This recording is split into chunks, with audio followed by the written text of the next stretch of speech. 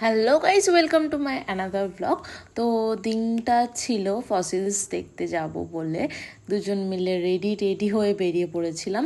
তো ওদের বাড়িকে ফ্রেশ হয়ে আমরা চলে গেছিলাম ফসিলস দেখবো বলে। আর এই যে আমাদের দুজনের পাস পেয়ে গেছে। আর দেখো কত বড় লাইন হয়েছে গাইজ, মানে সবাই মানে দেখবে বলে এত বড় লাইন পড়েছে। দেন লাইন কাটিয়ে আমরা প্রায় চলে গেছিলাম গেটের সামনে। মানে যত এগোচ্ছি তত উত্তেজনা বাড়ছে।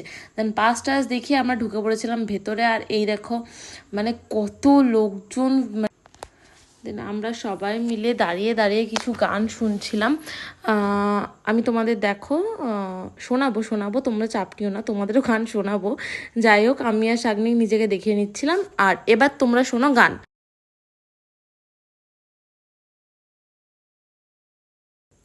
আর এই গানগুলো শুনতে মানে গানের সাথে পরিবেশটা জাস্ট জমে গেছিল। মানে ওখানে খুবই ভালো লাগছিল, মানে গান শুনতে যেমন ভালো লাগছিল, চারিদিকের সবাই এরকম গান শুনে নাচছিল, ওইগুলো দেখতেও বেশ ভালো লাগছিল। যাই হোক, শোনো তোমরা। আর গান শুনতে একটুখানি খেয়ে নিয়েছিলাম মেলার মধ্যে মথুরা কেক। কারণ এই জিনিসটা আমি যেখানেই দেখি, মানে যতবার দেখি আমি ততবার খাই, আমার এত ভালো লাগে।